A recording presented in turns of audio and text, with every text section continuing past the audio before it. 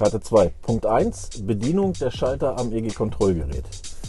Da haben wir einzelne Schalter. Die 1 ist dafür da, um die einzelnen Tätigkeitsbereiche durchzuschalten. Wenn man drauf drückt, sieht man auch da, dass man da die einzelnen Tätigkeiten durchschalten kann. Diese Taste ist dafür da, um die Karte rauszunehmen. Das gleiche auch für die zweite Karte zum Rausnehmen und für die Tätigkeitsbereiche. Dann haben wir den Pfeil nach unten und den Pfeil nach oben.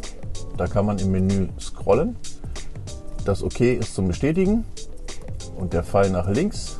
Damit geht man im Menü immer einen Punkt zurück. Der schwarze Knopf hier oben ist dafür da, um den Drucker zu öffnen. Dann kann man die Papierrolle tauschen.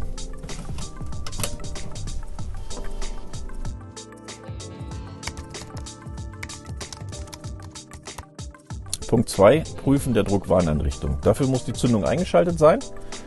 Dann müssen wir einen Druckverlust simulieren. Das heißt, wir pumpen auf der Bremse die Luft aus den Vorratsbehältern raus.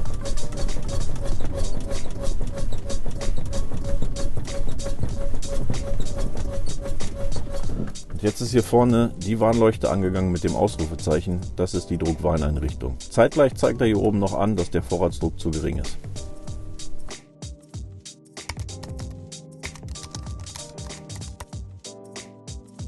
Prüfen der Tragfähigkeit und der Höchstgeschwindigkeit der Reifen anhand der Zulassungsbescheinigung Teil 1 Fahrzeugschein. Man nimmt sich wieder den Fahrzeugschein. Im Fahrzeugschein selber stehen hier 156L drin. Kontrolliert man, ob auf dem Reifen das gleiche drauf steht. Das ist die Tragfähigkeit, das ist die Geschwindigkeit. 156, die Tragfähigkeit einzelbereift. 150 ist die Tragfähigkeit zwillingsbereift. Und das L steht für die Geschwindigkeit.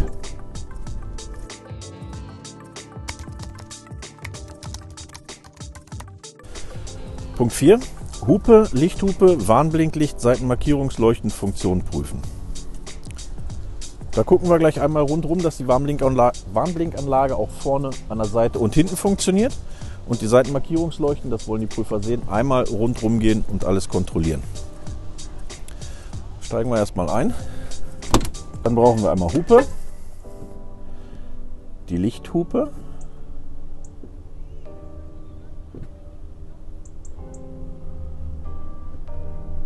Dann schalten wir das Warnblinklicht ein. Zeitgleich machen wir das Licht mit an.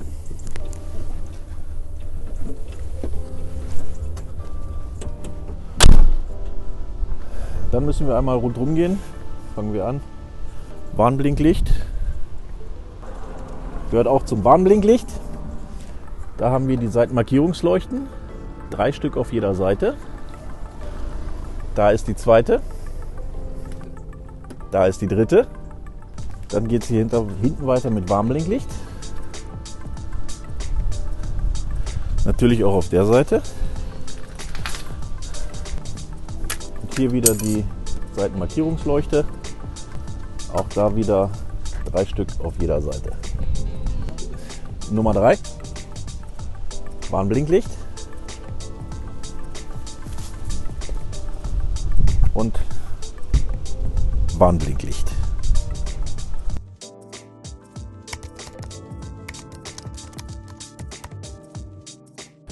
Punkt 5. Sichtprüfung von Kühler und Kühlleitungen, Kontrolle des Kühlflüssigkeitsstandes.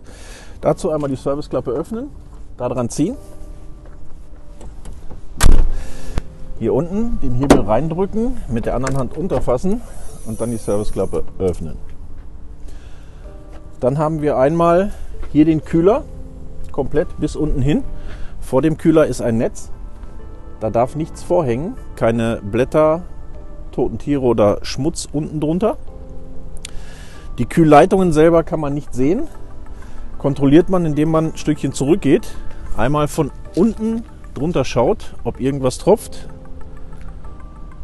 Kühlflüssigkeitsstand kontrollieren. Kontrolliert man hier, das ist der Behälter. Man kann nicht sehen, wie viel drin ist. Da muss man, wenn der Motor kalt ist, den Deckel abschrauben, reingucken, wie viel drin ist. Er sollte ungefähr bis hierhin stehen.